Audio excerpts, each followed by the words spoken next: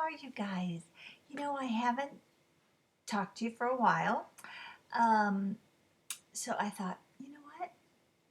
I'm going to read to the girls today. Give them a little something different to do today and to let them know that I'm still thinking about them. I'm still praying for them. Mom and Mima, I miss you girls. I just saw Mima the other day, so that was very exciting, Mima. Yeah, we had a fun day. Um, and we celebrated a birthday. That's always fun. But I wanted to show up, and voila, here I am. Let's see. So today we're going to be reading Freda's Strange Flight. We're in our book. Mhm. So we're going to be reading about her and see what happens flying. Yeah, flying, airplane flying, it's kind of scary. Uh, not, some people are afraid to fly. I'm personally not afraid to fly, but it's just the whole process, and it's like, yeah, anything can go wrong. So let's see what happens to Freda today in her flight. The teacher had been reading to the class about airplanes, and now Freda's hand was waving to and fro in the air. "What is it, Freda?" the teacher asked. "I wish I could go flying someday," said Freda. "Well, maybe you will," said the teacher. Nobody in the Texas classroom guessed how soon the teacher's words would come true. It had been a beautiful morning, sorry, when the children had come to the lonely little prairie schoolhouse, some on foot, some on bicycles, and some on the school bus. The sky had been blue and cloudless, and everyone exclaimed, "What a beautiful day!" And so it continued until a little bit before noon, when dark clouds began to appear. Rolling quickly up from the south and blotting out the sun, the wind blew, and it had been soft and gentle all morning. But it was blowing now in strong gusts, sending clouds of dust and leaves and bits of paper whirling around in the air out on the playground. "Oh, I'm afraid there's going to be a storm," said the teacher, looking anxiously out the window. "You had all better remain at school during the lunch hour." Ah, Frida's hand went up again. "I can't," she said. "My mother is sick, and I promised to go home at noon and help her." "All right," said the teacher. "If your mother's expecting you, then you had better go. But I'm afraid it's going to be a very bad storm. Run home as fast as you can." "Thank you," said Freda, leaving her desk and hurrying to the door. As she opened it, a fierce gust of wind blew her over almost. She began to wish that she could stay at school with all the others, but Mother was sick. What else could she do? Freda had not been gone 10 minutes when there was a sudden lull and a dreadful quietness. The full fury of the storm broke into the schoolhouse. The wind was rising, and it rattled the windows. It made every board and shingle creak and groan, and the sky became black as midnight. Louder and louder grew the noise, and it was like the roar of a horrible, heavy freight train coming nearer and nearer, and the teacher knew what that meant. "Lie down quick," she cried. "Everyone, lie down and get under your desks. It's quick. It's a tornado."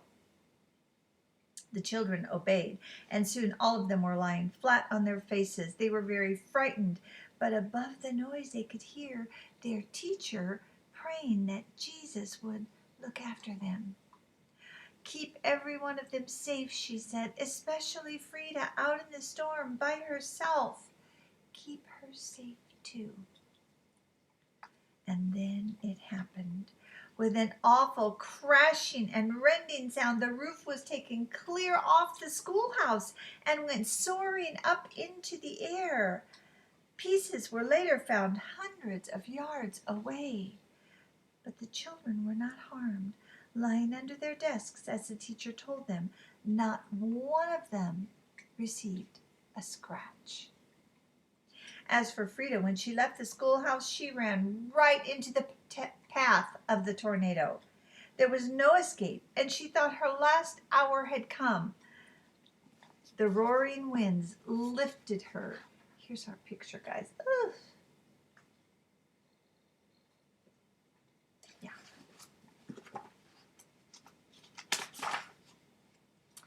The roaring winds lifted her from her feet and carried her through the air for more than a quarter of a mile.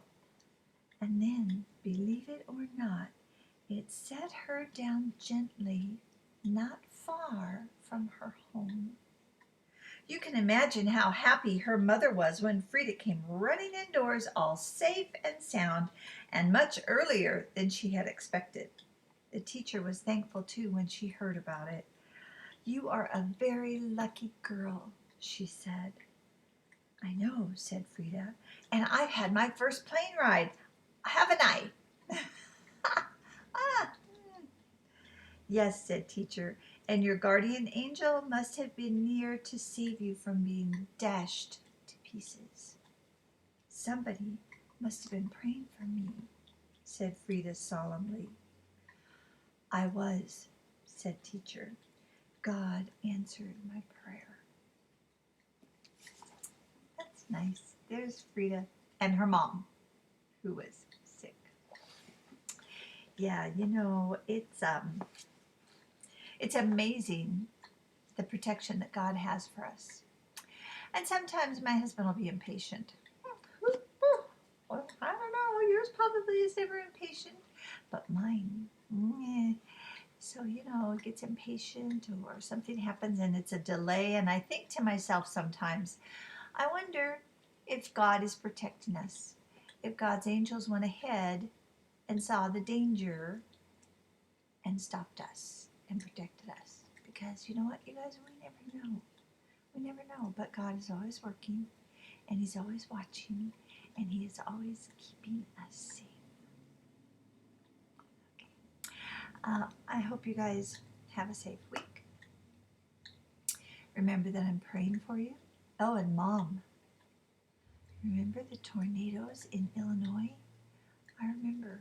We were never actually hit by one, but we had tornadoes that came. We live in, I was going to say we lived in the Bible Belt, but no, we lived in that area that tornadoes go through. There's a name for it, but I just can't think of it now. So we have seen them from afar, but we've been blessed and safe that they've never been close enough to us. Okay, but now, you know, we live in Earthquakeville. So, one thing or another. But God will protect and keep us safe until we're ready to go home. All right. I hope you guys have a blessed day. I miss every single one of you. Bye, Mom. Bye, my Mom. I'll see you later.